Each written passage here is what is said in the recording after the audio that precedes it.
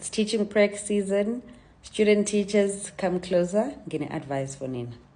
I know some of you guys are probably very nervous about the practicals, especially first year students who are going to be doing this for the first time, and also fourth year students who are actually going to be doing this for the last time. So in this video, I'm just giving you advice.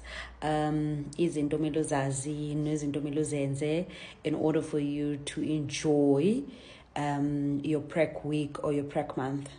Point number 1, preparation and planning. This has to do with you preparing your lessons and doing your lesson plans, where you would outline your objectives for that lesson, where you outline how you're basically going to teach the lesson, how you're going to assess the learners, and how you're going to ensure that learners are engaged in your lesson.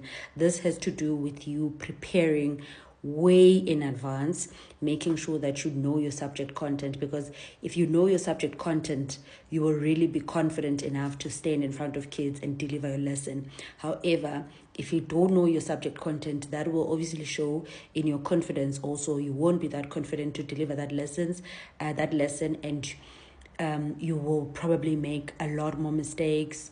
So preparation and planning is very important. Point number 2, classroom management. This is very important because if you don't know, or if you struggle to manage your class, you will probably have a very difficult time doing your pracs at that school.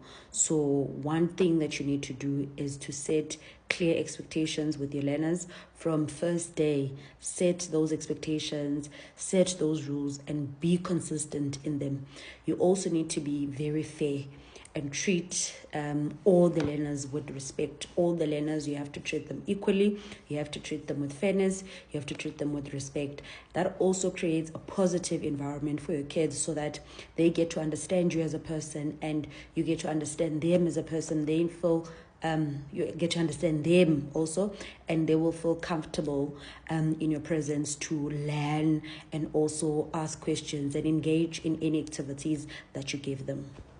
Point number 3, teaching strategies. You might have involved this one, point number 1, while you're preparing and planning your lessons. Make sure to be a teacher that is inclusive and that accommodates learners with different learning styles. Use technology if it is possible. I know a lot of schools in South Africa are still using a chalk and a chalkboard.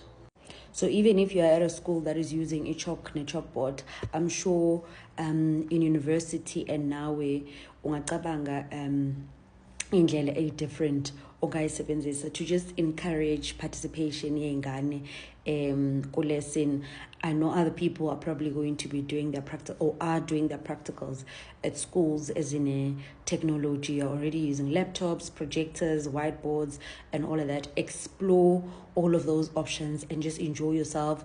Obviously, I know there's modules, the ICT or integration of ICT in education. Whatever that you learned at school, do not be afraid to implement it or try it out while you're doing practicals. Obviously, consult your mentor teacher, make sure that you incorporate all of that into your lessons.